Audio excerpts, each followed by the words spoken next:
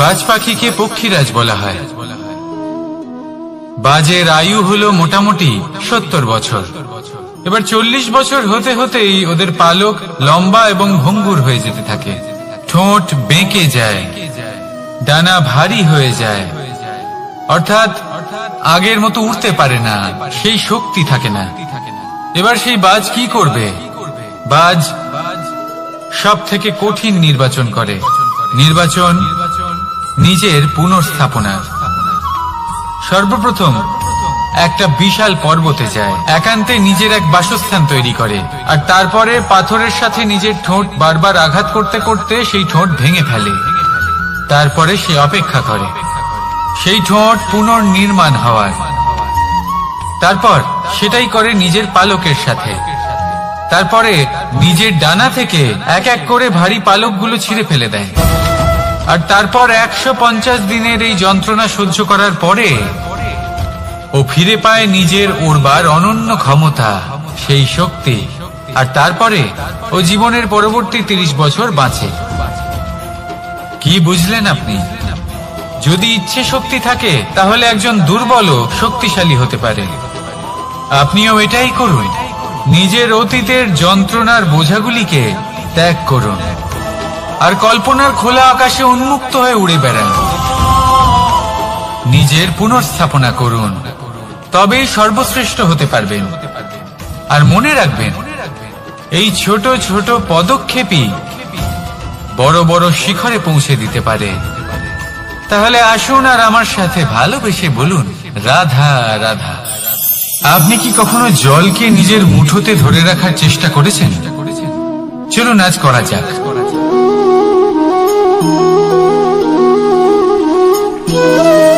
যদি আপনি নিজের মুঠো জোরে বন্ধ করেন, জল ধরে রাখতে পারবেন না। যদি আপনি তাকে এমনি বইতে দেন, তাহলে ও নিজের পথ নিজেই করে নেবে আর আপনার হাতেও থেকে যাবে।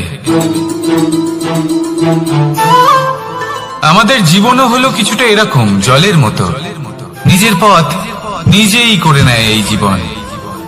প্রত্যেক সমস্যার সমাধান নিজেই করে নেয় এই জীবন।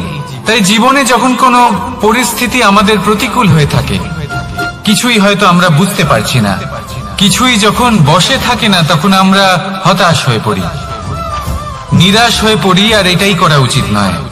শান্ত মনে দেখতে হবে যে এই জীবনে আসলে কি ঘটে চলেছে। কষ্ট সবাই ভোগ করেন, কষ্ট পেলে কেউ রেগে যান, রেগে গিয়ে পরাক্রম দেখান।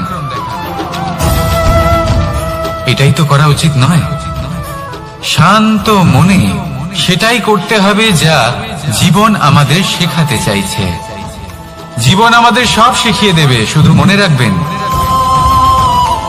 কখন প্রয়াস করতে হবে আর কখন আমাদের প্রতীক্ষা করতে হবে, সেটা আগে আপনাকে বুঝতে হবে। তাহলে আসুন আমার সাথে ভালোবেসে বলুন, রাধা রাধা। সাফল্য কে না চান? সাফল্য লাভ করার, শিখরে পৌঁছানোর আলাদাই একটা আনন্দ রয়েছে। আর আপনজনদেরও কে না চান? প্রত্যেক মানুষ চান যেন জীবনে তার কোনো আপনজন থাকে, যারা সব সময় তাদের সাথে থাকবে।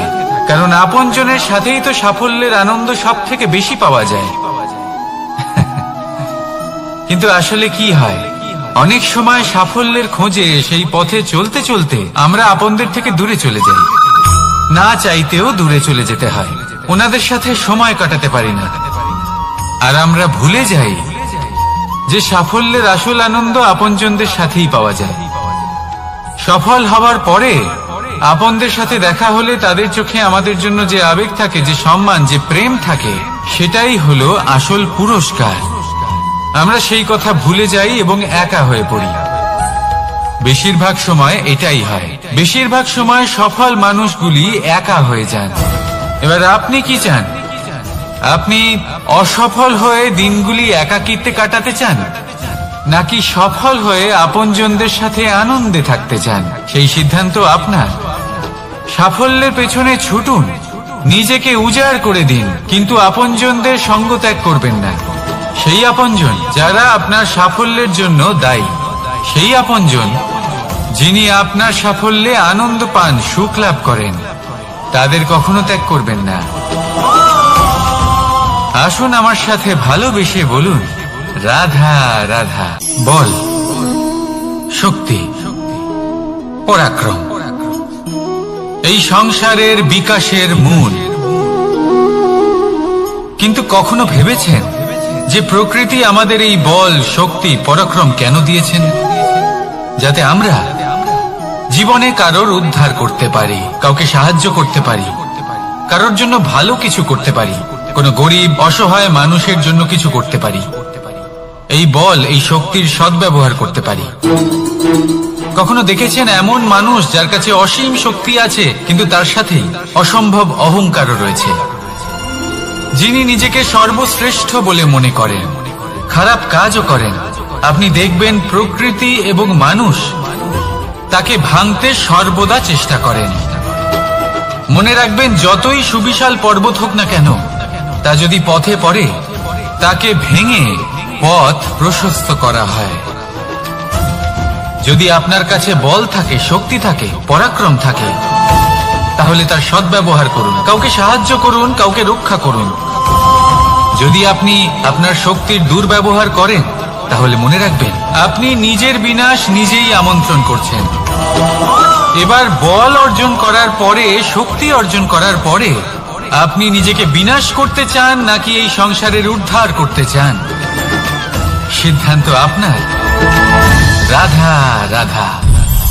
মানুষ আর ধন, এই দুইয়ের মধ্যে সম্পর্ক খুব ঘনিষ্ঠ। ধন হলো সেই শক্তি যার ব্যবহার মানুষ করে থাকে সাংসারিক বস্তু ক্রয় করার জন্য, নিজের জীবন যাপন করার জন্য। আর মানুষ হলো সেই শক্তি যারা ধনকে গুরুত্বপূর্ণ করে তোলেন। এবার একটা কথা বলি, ব্যবহার করা উচিত ধনকে আর ভালোবাসা উচিত মানুষকে। এটা বেশিরভাগ মানুষই বোঝেন না। মানুষ এখানেই সব থেকে বড় ভুল করে বসেন। তারা ভালোবাসেন ধনকে আর ব্যবহার করেন মানুষকে। এ হলো অনুচিত। দেখুন, আপনি একটা সূচের দ্বারা যুদ্ধ করতে পারবেন না, আর কোনো তলোয়ার দ্বারা বস্ত্র সেলাই করতে পারবেন না, তাই না? কোনটা কিসের জন্য হয় সেটা বোঝা অত্যন্ত জরুরি। আপনিও সঠিক দিকে অগ্রসর হন। মানুষকে ভালোবাসুন আর ধনকে ব্যবহার করুন। যদি আপনি মানুষকে ব্যবহার করেন, তাহলে আপনি ভালোবেসে ফেলবেন ধনকে, আর এই ভালোবাসা ধীরে ধীরে পরিণত হবে লোভে, আর ধীরে ধীরে এটা আপনাকে বিনাশ করে দেবে। তাহলে সমস্ত মানুষকে ভালোবাসুন আর এইভাবে ভালোবেসে বলুন, রাধা রাধা। ভগবান আর ভক্ত যখন একাকার হয়ে যায়, যখন ভক্ত তার ভগবানের প্রতি এবং নিজের জীবনের উদ্দেশ্যের প্রতি সম্পূর্ণরূপে সমর্পিত হয়, তখন জন্ম নেয় ভক্তি।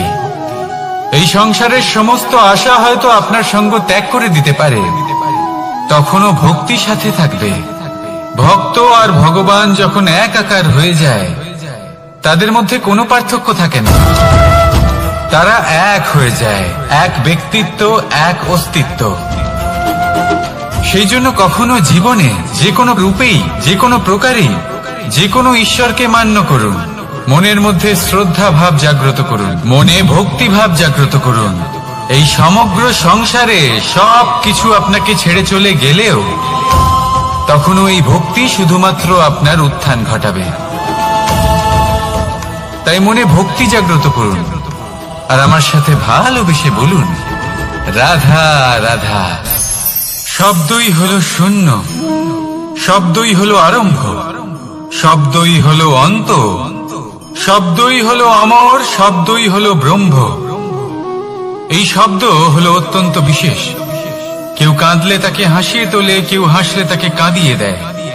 কারোর মনে উদ্দীপনা জাগিয়ে তুলতে পারে, আবার কারোর মনে কাঁটা হয়ে বিঁধে থাকতে পারে। একটা অত্যন্ত গুরুত্বপূর্ণ কথা যা বোঝা অত্যন্ত আবশ্যক। আপনার মন, আপনার হৃদয়ে যতই শুদ্ধ হোক না কেন, যতই পবিত্র হোক না কেন, আপনার দৃষ্টিভঙ্গি যতই স্পষ্ট হোক না কেন, যদি আপনার কথা পবিত্র না হয়, যদি আপনার শব্দ শুদ্ধ না হয়, তাহলে তা আপনাকে আপনার কর্মফল ভোগ করতে বাধ্য করবেই। একটা সহজ উদাহরণ দিই। আপনার জীবনে এমন কেউ অবশ্যই থাকবেন যাকে আপনি পছন্দ করেন না, যিনি হয়তো অধর্মী মানুষ, যিনি হয়তো দুর্বুদ্ধি সম্পন্ন মানুষ, কিন্তু তার জন্য অপশব্দ প্রয়োগ করলে তার মধ্যে কোনো পরিবর্তন আসবে না, তার মানসিকতা বদলাবে না, শুধু মনে প্রতিশোধ স্পৃহা জেগে উঠবে, মনে হিংসা জাগবে, আর কিচ্ছু না। সেই জন্য নিজের শব্দকে নিয়ন্ত্রণ করুন, নিজের কথা সংযত করুন। শ্রেষ্ঠ থেকে শ্রেষ্ঠতর মানুষকেও সাবধানী হতে হয়, কারণ যদি এই শব্দের প্রয়োগ সঠিক না হয়, তাহলে আজীবন মানুষকে নির্বাক হয়ে থাকতে হতে পারে। তাহলে নিজের শব্দ নিয়ন্ত্রিত রাখুন, নিজের কথাকে শুভ করুন, এতে প্রেমবোধ জাগিয়ে তুলুন, আর সেই প্রেমবোধ নিয়েই বলুন রাধা রাধা। বরদান এবং অভিশাপ, এই দুই হলো একই মুদ্রার দুটি পিঠ। এই বরদান আমরা অনেক কারণে পেতে পারি, কখনো নিজের পরিশ্রমের কারণে, কখনো নিজের তপস্যার কারণে, কখনো আমাদের পূর্বপুরুষদের কর্ম ও তপস্যার কারণে। কিন্তু এই বরদান কতক্ষণ বরদান থাকবে তা আমরা নিশ্চিত করতে পারি না, তা সুনিশ্চিত করে শুধুমাত্র আমাদের কর্ম। যদি আপনাকে উদাহরণ দিই, আপনি রেশমের কীট দেখেছেন? ও বরদান পেয়েছে যে ও নিজের সুরক্ষার জন্য খোলস বানাতে পারে। এবারও তাতে এত মত্ত হয়ে যায় যে এমন এক আবরণ বানিয়ে ফেলে যাতে সে নিজেই আবদ্ধ হয়ে চাপা পড়ে মরে যায়। এটার তাৎপর্য কি? তাৎপর্য খুবই সরল। গর্ব করা খুবই ভালো, কিন্তু অহংকার করা কখনোই উচিত নয়। যদি অহংকার মনের মধ্যে প্রবেশ করে, তাহলে এই বরদান অভিশাপে পরিণত হতে সময় লাগে না। আর যদি কর্মশ্রেষ্ঠ হয়, তাহলে অভিশাপ বরদানে পরিণত হয়। তাহলে আসুন শ্রেষ্ঠ কর্ম করুন, আর আমার সাথে ভালোবেসে বলুন রাধা রাধা। সুখ, দুঃখ, মৃত্যু, মহামারী, এগুলো কখনো বলে আসে না, আবার জিজ্ঞাসা করেও আসে না। এমনই হয় দ্রুত ক্রীড়ার এই খেলায়। এক কারাগারের মতো, একটা মাকড়সার জালের মতো। যেমন একটা মাকড়সার জাল একটা পোকাকে নিজের দিকে আসতে আকর্ষিত করে নিজের চমকের দ্বারা, নিজের গঠন দ্বারা, সেরকমই দ্রুত ক্রীড়ার এই খেলা মানুষকে নিজের দিকে আসতে প্ররোচিত করে। শেষে গিয়ে মানুষ আটকা পড়ে। পার্থক্য শুধু এটাই, যখন এক পোকা এই জালে জড়িয়ে পড়ে তখন সে তার প্রাণ হারায়।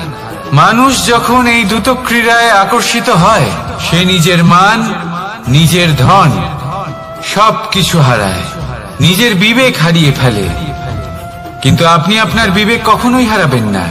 যদি আপনার মনে লোভ চলে আসে, আপনি লোভী হয়ে ওঠেন। যদি আপনি দ্রুত ক্রীড়ার এই খেলায় আটকা পড়েন, তাহলে মনে রাখবেন এই খেলা থেকে ফিরে আসা প্রায় অসম্ভবই বলা যায়। নিজের বিবেক কখনো হারাতে দেবেন না, কারণ বিনাশ আসার প্রথম লক্ষণ হলো বিবেকের বোধ চলে যাওয়া। এই প্ররোচনায় কখনো পা দেবেন না। আর আমার সাথে ভালোবেসে বলুন রাধা রাধা। বিজয়, বিজয় লাভের জন্য মানুষ কি না করে থাকে, যে কোনো সম্ভাব্য প্রচেষ্টা করে। কিন্তু নিজের বিজয় লাভের জন্য বাজিতে যা ইচ্ছে তাই রেখে দেওয়া কি উচিত কাজ? কখনোই নয়। নিজের হারানো সম্মান, নিজের হারানো সম্পত্তি, নিজের হারানো অধিকার ফিরে পাওয়ার শুধু একটাই পথ রয়েছে, আর তা হলো পুরুষার্থ, দ্রুত ক্রিয়া নয়। যে মানুষ নিজেই হেরে গেছে, নিজেই নিজের জয়লাভ করার জন্য অন্য কাউকে কিভাবে বাজিতে রাখতে পারে? এ হলো সম্পূর্ণরূপে অনুচিত। অনেক সময় অনেক ধন লাভ করার জন্য, অনেক সম্পত্তি লাভ করার জন্য আমরা নিজের আসল ধন, আমাদের আপনজন, তাদেরকে হারিয়ে ফেলতেও প্রস্তুত হয়ে যাই। এটা একেবারেই উচিত নয়। যত বড়ই সংকট আসুক না কেন, আমাদের আপনজনদের আমাদের সাথেই রাখা উচিত। নিজের বিজয়ের জন্য ওনাদের বাজি রাখা ঠিক নয়। এই ভুল কেউ একজন করেছেন, আপনি তা ভুলেও করবেন না। রাধা রাধা। নারী জন্মসূত্রে কারোর কন্যা, ধর্মসূত্রে কারোর পত্নী, আর কর্মসূত্রে কারোর মা। আমাদের মনে এই ছবি আঁকা রয়েছে একজন নারীকে নিয়ে, তাই না?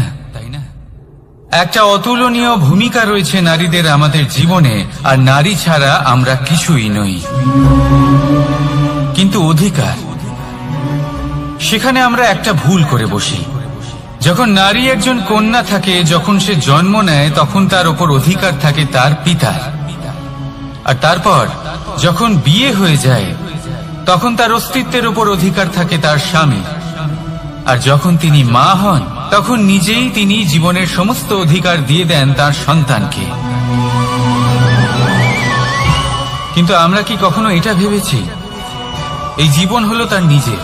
যে নারী সবার কল্যাণ করছেন, তার জীবনের অধিকারও তার কাছেই থাকা উচিত, তাই না? তার নিজের জীবনের সিদ্ধান্ত সে নিজেই নিতে পারেন, নিজেই নিজের ভাগ্যের রচয়িতা হতে পারেন। আর এর জন্য আমাদের নিজেদের পাল্টাতে হবে, দৃষ্টিভঙ্গি পাল্টাতে হবে। কারণ এই ধারণা সেটা আজ বা কালকের ব্যাপার নয়, এটা ঘটে চলেছে বহু বছর ধরে, আর চলতেই থাকবে যদি আমরা এটা না বদলাই। আর এটা তখনই সম্ভব হবে যখন আমরা নিজেদের মধ্যে পরিবর্তন আনব। তাই আজকের পর থেকে, এই মুহূর্ত থেকে, কোনো নারীর ওপর অকারণ অধিকার স্থাপনের আগে সহস্রবার ভেবে দেখবেন। কারণ যখন নারী নিজের অধিকার কেড়ে নিতে বাধ্য হবেন, তখন শুধু এবং শুধুমাত্র বিনাশই ঘটবে। রাধা রাধা।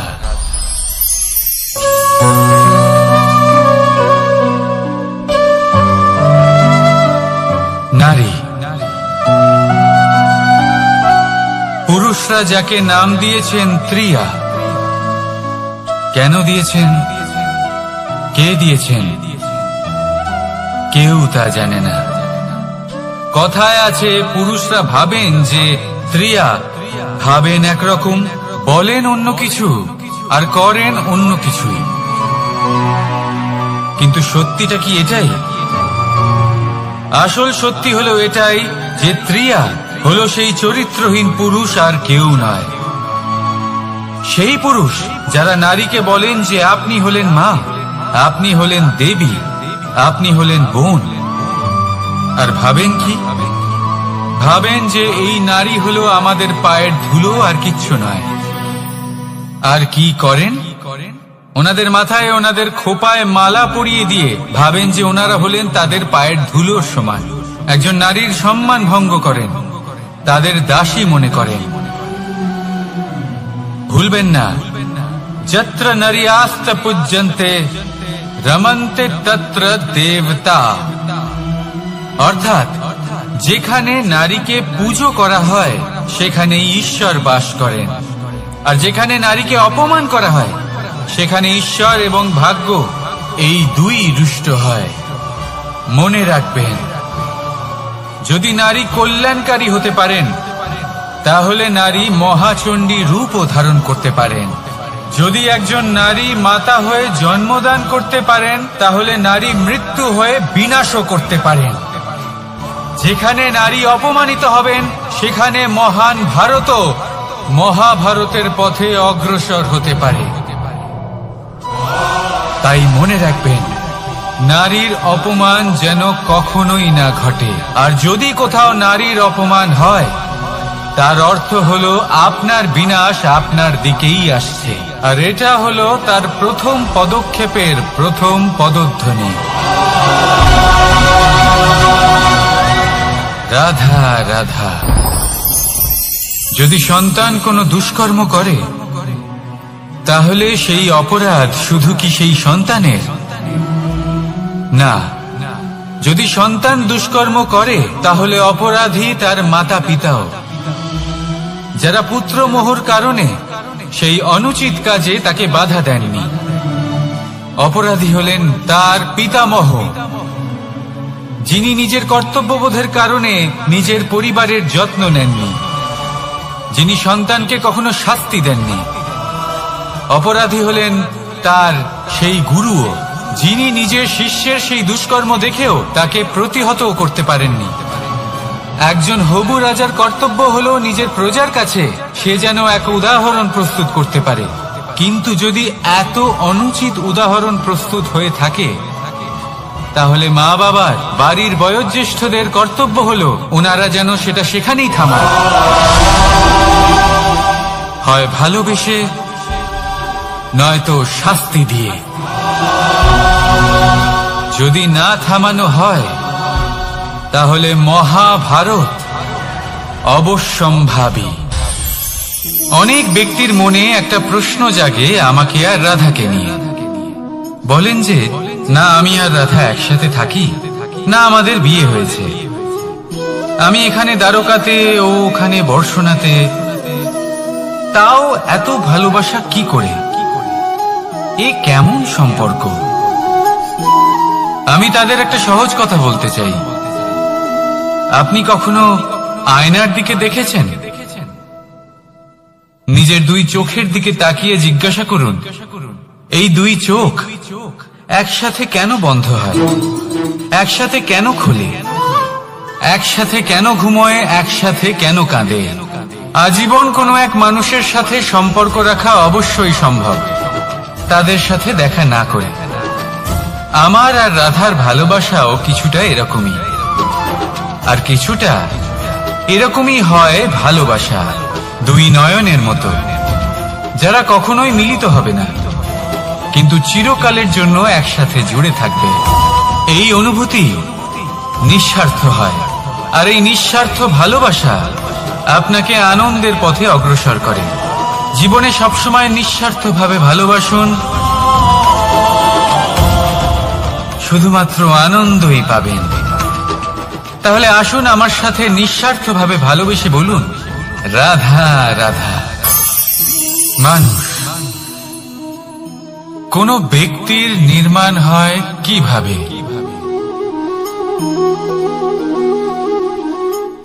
কেউ বলবেন পঞ্চতত্ত্বের দ্বারা, কেউ বলবেন আত্মা, দেহ ও চেতনার দ্বারা, কেউ বলবেন ঈশ্বরের কৃপার দ্বারা, তো কেউ বলবেন এই প্রকৃতির পরীক্ষার দ্বারা।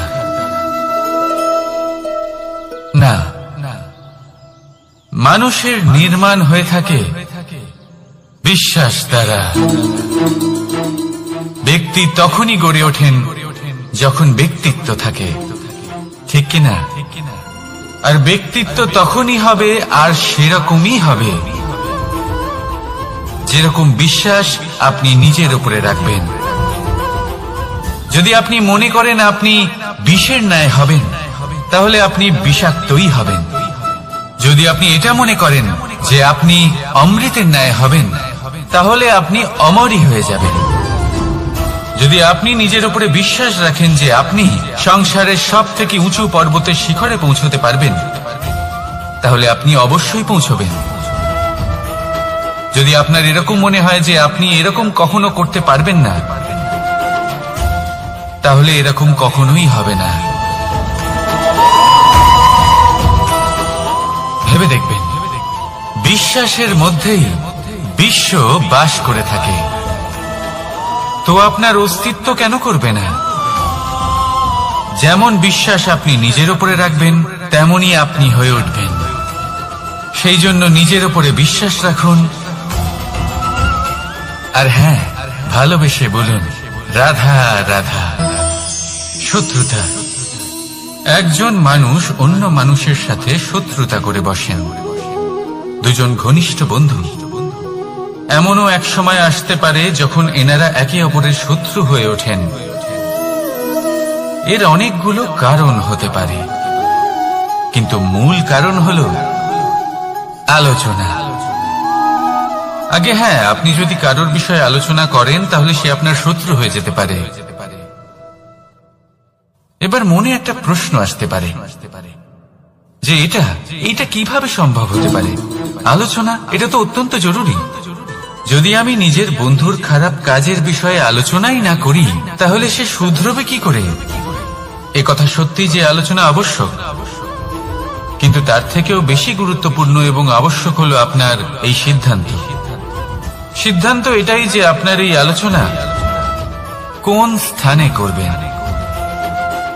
যদি এটা সবার সামনে করবেন ভাবেন তাহলে তা অপমানও হয়ে যেতে পারে। যদি এটা আলাদাভাবে করেন তাহলে তা পরামর্শ হয়ে যায়।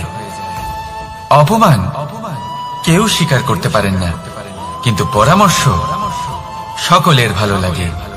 তাহলে যদি আপন কারোর জন্য ভালো কিছু চান, কাউকে শুধরে দিতে চান, আর আপনার মনে হয় আলোচনা আবশ্যক, তাহলে সর্বপ্রথম সময়, পরিস্থিতি আর স্থানের কথা মনে রাখবেন, নয়তো এই আলোচনা আপনাকে খুব ভোগাতে পারে।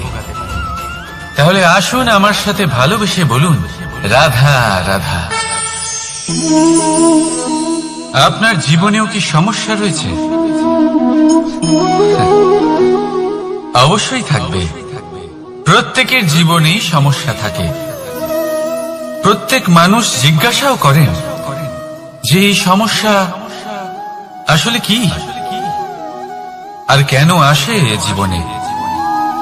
আপনাকে একটা কথা বলে দিই যে সমস্যা আসলে সেটা নয় যা আপনার পথে বাধা সৃষ্টি করে, বরং সমস্যা হলো সেটাই যেটা আপনি তখন দেখতে পান যখন আপনার একাগ্রতা আপনার পথ থেকে, আপনার লক্ষ্য থেকে সরে যেতে থাকে।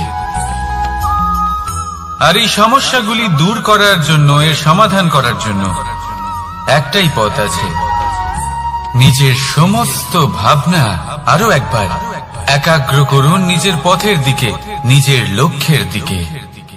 আপনার সমস্ত ভাবনা যদি কেন্দ্রীভূত হয় নিজের লক্ষ্যে, তাহলে এই সমস্যা দূরে থাকবে। যদি এরকম না হয়, যদি আপনার মন একটু অন্যদিকে চলে যায়, তাহলে এই সমস্ত সমস্যা আবার সামনে চলে আসে আর বাড়তেও থাকে। দেখুন, যেখানে আপনার লক্ষ্য রয়েছে, বান যদি সেখানেই চালাতে হয়, তাহলে দৃষ্টি তো সেদিকেই রাখতে হবে। তবেই তো আপনি সেই লক্ষ্য ভেদ করতে পারবেন। সেই জন্য মনে রাখবেন, সর্বদা লক্ষ্য রাখবেন নিজের পথে, সেই পথেই সামনে এগোতে থাকুন নিজের লক্ষ্যের দিকে। আপনি যত সামনে এগোতে থাকবেন এই সমস্যা তত পিছিয়ে যাবে। তাহলে আসুন আমার সাথে ভালোবেসে বলুন, রাধা রাধা। এই পাখিরা সত্যি খুব সুন্দর, আমার খুব ভালো লাগে। আপনি নিশ্চয়ই শুনে থাকবেন যে কিছু পাখির কাছে ডানা অবশ্যই থাকে, কিন্তু উড়তে পারে না। তারা চায় উঁচু আকাশে উড়ে বেড়াতে এবং মেঘেদের সাথে কথা বলতে, করতেই পারে না। এবার এই সংসারেও পাওয়া যায় ঘুড়িও। এদের মধ্যে না জীবন আছে, না প্রাণ আছে, আর না আছে ডানা, কিন্তু এরা আকাশের সাথে কথা বলে, হাওয়ার বেগের সাথে কথা বলে, আনন্দ করে, উৎফুল্ল হয়ে ওঠে। আকাশে জীবনের কিছু মুহূর্ত কাটায়। তার কারণ কি হতে পারে? কারণ হলো সুতো। এই সুতো যদি সঠিক হাতে থাকে, তাহলে এই কাগজের তৈরি ঘুড়িও আকাশের উচ্চতায় উড়ে বেড়াতে পারে। এবার এই সুতো আসলে কি? এই সুতো হলো আসলে ভালোবাসা। এই সুতো হলো আসলে বিশ্বাসের। আর এটা আপনি দিয়ে থাকেন তাদের হাতে যাদের আপনি বিশ্বাস করেন, যাদের আপনি নিজের সর্বস্ব দিয়ে দেন। ভেবে দেখুন, এই ভালোবাসা আর বিশ্বাসের সুতো আপনি যদি সঠিক মানুষের হাতে দিয়ে দেন, তাহলে আপনি অনেক উচ্চতায় উঠতে পারবেন, আকাশের উচ্চতায় উড়ে বেড়াতে পারবেন, মেঘের সাথে কথা বলতে পারবেন, পাখিদের মতো উঠতে পারবেন, যা ইচ্ছে তাই করতে পারবেন। শুধু এই মানুষ সঠিক হতে হবে, এমন একজন মানুষ যার মনে আপনার জন্য ভালোবাসা রয়েছে, এমন এক মানুষ যার মনে কোনো স্বার্থ নেই, যিনি পরোপকারী, এমন একজন ব্যক্তি যিনি আপনার অস্তিত্বকে বাইরে নিয়ে আসতে পারবেন, তাকে উজ্জ্বল করে তুলবেন। তাহলে ভালোবাসুন, আনন্দ করতে থাকুন, আর এই আনন্দ সহকারে বলুন রাধা রাধা। আমরা সকলে এমন ব্যক্তির সাথে থাকতে চাই যারা খুব মিষ্টি কথা বলেন, যাদের ব্যবহার আমাদের ভালো লাগে, যারা দেখতে সুন্দর হন, যাদের আমরা পছন্দ করি।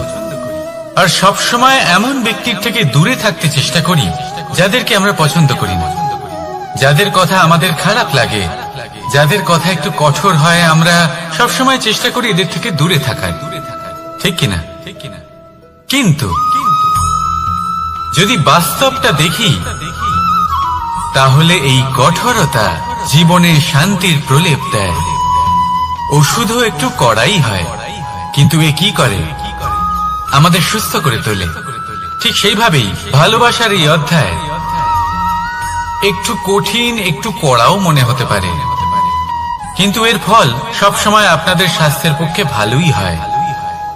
সেই জন্য যদি কেউ আপনার নিন্দে করে, আপনাকে কড়া কথা শোনায়, আপনার ব্যাপারে আলোচনা করে, তার মানে এটা নয় যে সে আপনার শত্রু।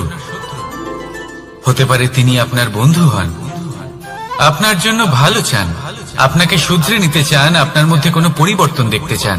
সেই জন্য কখনো কারোর কথা শুনে বা কাউকে দেখে প্রাথমিকভাবে এই সিদ্ধান্ত নেবেন না যে তিনি আপনার শত্রু হন নাকি আপনার বন্ধু হন। এমনও শত্রু হয়ে থাকেন যে গুড়ের মতো মিষ্টি মিষ্টি কথা বলে আসলে আপনাকে বিষ পান করিয়ে দেবেন। আর এমনও বন্ধু থাকেন যারা আসলে নিমের মতো কড়া কথা বলেন, কিন্তু আপনাকে অমৃত পান করান। এদের মধ্যে পার্থক্য করতে জানতে হবে, কে আসলে শত্রু হন আবার কে আসলে মিত্র হন। এই পার্থক্য যখন আপনি করতে শিখবেন, তখন আপনি এই সংসারের সব থেকে সুখী প্রাণী হয়ে উঠবেন। এই পার্থক্য বোঝা সহজ নয়, কিন্তু অবশ্যই আবশ্যক। রাধা রাধা। অসুখ। এমন কোন মানুষ আছেন এই সংসারে যার অসুখ করে না? প্রত্যেক মানুষ কখনো না কখনো অবশ্যই অসুস্থ হয়েছে, তার এই শরীর রোগের শিকার অবশ্যই হয়েছে। এবারে দেখুন, এই রোগ আসে, আবার এই রোগ চলেও যায়, কিন্তু সেই রোগ আমাদের কষ্ট দিতে কেন সক্ষম হয়? কারণ হলো স্বচ্ছতা। যদি এই স্বচ্ছতা শরীরে না থাকে, তাহলে মানুষকে শারীরিক কষ্ট পেতেই হবে। ঠিক সেইভাবেই অত্যন্ত প্রয়োজনীয় হলো এই স্বচ্ছতা যেন মনেও থাকে। যদি এই স্বচ্ছতা মনে না থাকে, তাহলে মানুষ চারিত্রিকভাবে কষ্ট সহ্য করেন। এবারে নিবারণ কি হতে পারে? বড়ই সহজ এর উপশম।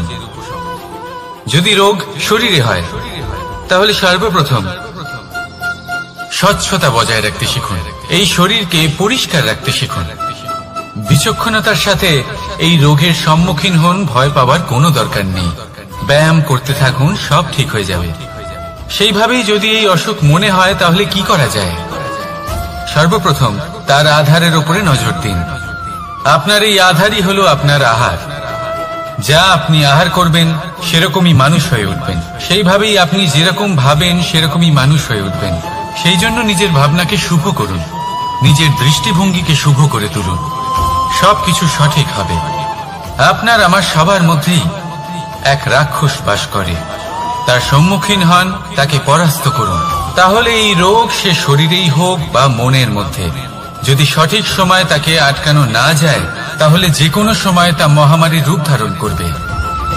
সেই জন্য সাবধানে থাকুন, সুস্থ থাকুন। তাহলে আসুন আমার সাথে ভালোবেসে বলুন রাধা রাধা।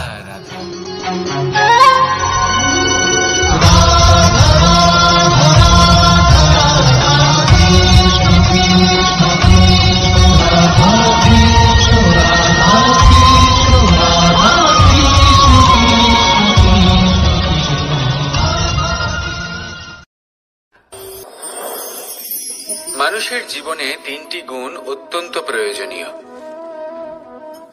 শ্রদ্ধা, বিনম্রতা, যোগ্যতা। যদি জ্ঞান লাভ করতে চান, তাহলে শ্রদ্ধার প্রয়োজন। যদি মান লাভ করতে চান তাহলে স্বভাবে বিনম্র হওয়া প্রয়োজন, আর যদি মনোবাঞ্ছিত স্থান লাভ করতে চান তাহলে যোগ্যতার প্রয়োজন। বিষয়টা সহজ।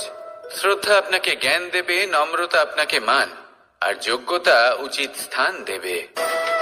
কিন্তু যদি আপনি এই তিনটি গুণ সম্মিলিত করেন তাহলে এমন কিছু লাভ করবেন যা এই সব কিছুর থেকে অনেক ঊর্ধ্বে। সম্মান।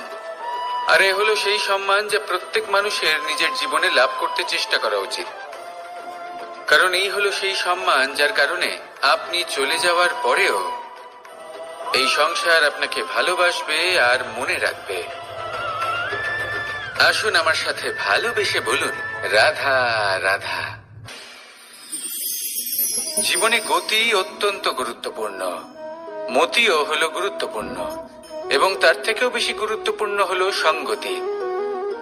একটা জলের ফোঁটা, তার মধ্যে গতি থাকে, প্রকৃতির মধ্যে তা লাভ করার ইচ্ছে নিহিত থাকে, কিন্তু এই যে সঙ্গতি তা নির্ধারিত করে যে এই জলের ফোঁটা ঝিনুকের মুখে পড়ে মুক্ততে পরিণত হবে নাকি বিষাক্ত সাপের মুখে পড়ে বিষে পরিণত হবে। এবার দেখুন, এই জঞ্জাল স্বর্ণকারের দোকানের সামনেও থাকে এবং জঞ্জাল একজন ব্যবসাদারের দোকানেও থাকে, কিন্তু জঞ্জাল যা স্বর্ণকারের দোকানে থাকে তা ব্যবসাদারের দোকানের জঞ্জালের থেকে অনেক বেশি মূল্যবান, কারণ তার মধ্যে সোনার কণার সঙ্গতি থাকে। সেই জন্য জীবনে সঙ্গতির উপর বিশেষ গুরুত্ব দেবেন। যেমন সঙ্গতি তেমনই আপনি হবেন। আসুন আমার সাথে ভালোবেসে বলুন, রাধা রাধা। প্রত্যেক প্রাণী ভালোভাবে জীবন যাপন করতে চান, এটা তাদের স্বভাবে আছে এবং ভাবাটা অনুচিত নয়। কিন্তু একটা ভালো জীবনের গুরুত্বপূর্ণ অংশ কোনটা? বসবাসের স্থান, সেই স্থান যেখানে আমরা জীবন অতিবাহিত করি। এবার মানুষ ভাবতে পারেন যে একটা ভালো বাসস্থানের অর্থ কি?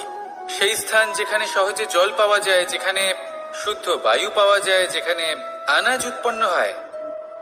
এটা জীবনযাপনের জন্য পর্যাপ্ত বটে, কিন্তু ভালো জীবন যাপনের জন্য আরো একটা কথা আপনাকে বুঝতে হবে।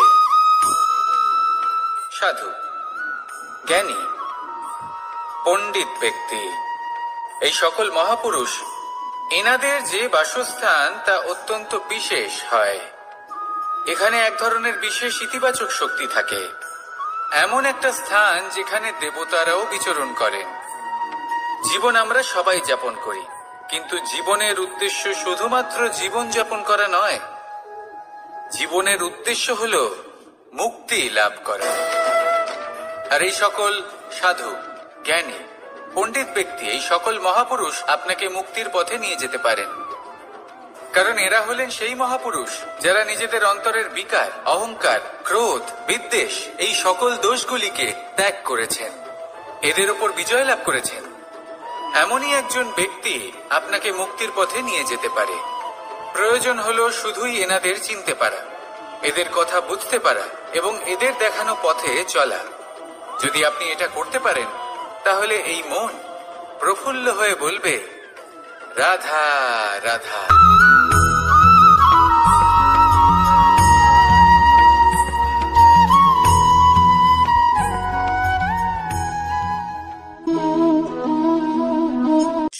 এই শুকনো পাতাটিকে দেখুন, নিষ্প্রাণ হয়ে পড়েছে। একটা গাছের ডালে ছিল, সেই গাছ ওর লালন পালন করত। যখন যখন বাতাস বইত, এই পাতায় কম্পন দেখা দিত, মনকে প্রফুল্ল করে তুলত। কোনো একদিন এই পাতা গাছের ডাল থেকে ঝরে পড়ে গেল। নিঃসন্দেহে ও নিজের স্বাধীনতা পেল, কিন্তু আস্তে আস্তে শুকিয়ে গেল, নিষ্প্রাণ হয়ে গেল। দেখুন, আমি এই কথা বলছি না যে স্বাধীনতা অনুচিত, কখনোই না, কিন্তু যে কোনো পরিস্থিতিতে স্বাধীন হতে চাওয়া এটা নিশ্চিতরূপে অনুচিত। আমরা যদি আমাদের জীবনে পরিবারের গুরুত্ব ভেবে দেখি, তাহলে এই পরিবারে যতই মতভেদ থাকুক না কেন, যতই মনোমালিন্য থাকুক না কেন, যতই বিবাদ থাকুক না কেন, এই সব মিটিয়ে নেওয়া অত্যন্ত প্রয়োজনীয়। সেই সবকিছু সমাপ্ত করা অত্যন্ত প্রয়োজনীয়। কখনো এই পরিবারকে ভাঙতে দেবেন না, কখনো এই পরিবার থেকে দূরে চলে যাবেন না। এই পরিবার হলো আমাদের জীবনের একটা অমূল্য সম্পদ, অমূল্য এক আশ্রয়, যা এই সংসারে হয়তো কোথাও আপনি পাবেন না। তাই একে আগলে রাখুন। পরিবার সেই গাছ। আসুন আমার সাথে ভালোবেসে বলুন, আর সেই গাছ। আসুন আমার সাথে ভালোবেসে বলুন, রাধা রাধা। অনেক সময় আমরা জীবনে অনেক মানুষকে এমন বলতে শুনে থাকি যে আমি অসফল হয়েছি কারণ আমার সময় ভালো যাচ্ছিল না।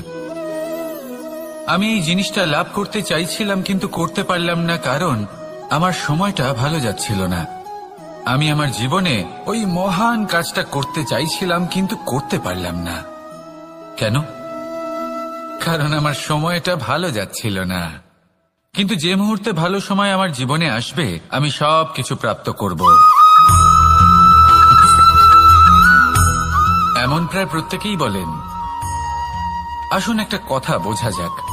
একজন মালিকে দেখুন, সে প্রত্যেক দিন গাছের সেবা করে, তাকে জল দেয়, তার যত্ন আত্তি করে। কেন? প্রত্যেক দিন সেই গাছ ফল দেয় না। সঠিক সময় এলে তবেই সেই গাছ ফল দেয়, কিন্তু প্রত্যেক দিন মালি তার সেবা করে, তাকে যত্ন করে। শুধুমাত্র তখন করে না যখন সেই গাছ ফল দিতে সক্ষম। আর যদি মালি গাছের যত্ন প্রতিদিন না করে তাহলে হয়তো সেই গাছ ফল দিতেই পারবে না। এটাই হলো আমাদের জন্য একটা শিক্ষা। যখন সময় আমাদের জন্য অপেক্ষা করে না তখন আপনি সময়ের জন্য কেন অপেক্ষা করছেন? ভালো সময়ের জন্য অপেক্ষা করবেন না। ভালো এবং শুভ কর্ম দ্বারা ভালো সময়কে নিজের কাছে টেনে আনুন।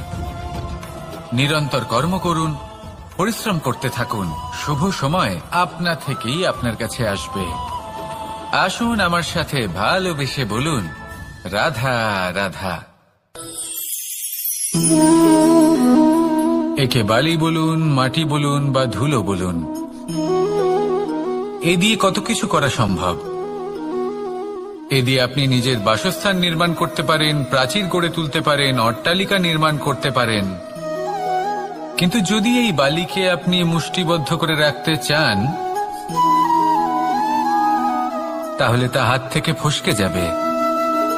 আপনি কখনোই একে মুষ্টিবদ্ধ করতে পারবেন না। এরকমই হয় আমাদের জীবন, আর এরকমই হয় সময়। এই মুষ্টিবদ্ধ করা বালির মতো। সময়কে আমরা বাধা দিতে পারবো না, আটকেও রাখতে পারবো না। এ হলো প্রবাহমান। জন্ম থেকে মৃত্যু পর্যন্ত এই যে সময়, তা খুবই সীমিত। আর এই সময় আমরা যেটাই করি তার দ্বারাই আমাদের মূল্য নির্ধারিত হয়। আর এই সংসার থেকে চলে যাওয়ার পরেও এই সংসার এই সব কর্মের জন্যই আমাদের মনে রাখে। তাই যদি আপনি এটা ভাবেন যে আজ যে কর্ম করার ছিল আমি না হয় কাল করে নেব, কাল আমার লক্ষ্যে পৌঁছানোর কথা ছিল আমি পরশু পৌঁছবো, না, এই সময় খুব মূল্যবান, একে নষ্ট করবেন না। এই সময়কে সদ্ব্যবহার করুন, মহান হবার পথে অগ্রসর হন। একে যদি মুষ্টিবদ্ধ করে রাখার চেষ্টা করেন এই সময় থেমে থাকবে না। আসুন আমার সাথে ভালোবেসে বলুন, রাধা রাধা। আমাদের জীবনে অনেক ধরনের ব্যক্তি এসে থাকেন। কেউ কেউ আমাদের সাথে থেকে যান, কেউ আমাদের থেকে দূরে চলে যান। কেউ ভালো মানুষ হন, কেউ খারাপ মানুষ। কিন্তু আমরা সবসময় সেই সময়টাকে নিয়ে দুঃখ প্রকাশ করি যখন আমাদের জীবনে কোনো খারাপ ব্যক্তি প্রবেশ করেন।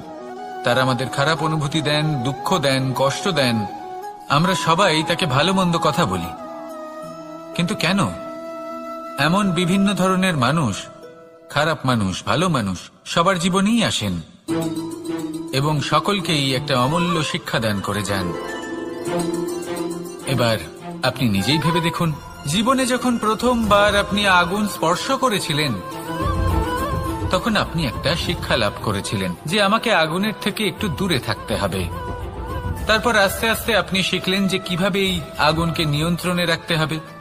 তারপর আপনি শিখলেন যে কিভাবে নিজের জীবনে তাকে প্রয়োগ করতে হবে, তা সে অন্ধকারে প্রকাশ লাভ করার জন্য হোক বা খাবার বানানোর জন্য। সেইভাবেই কোনো খারাপ ব্যক্তি যখন আপনার জীবনে আসে কোনো শিক্ষা দিয়ে যান, তার প্রতি কৃতজ্ঞ থাকুন। তার বিষয় খারাপ ভাবার বা খারাপ অনুভূতি নিয়ে থাকার কোনো প্রয়োজন নেই। সেই শিক্ষা লাভ করুন।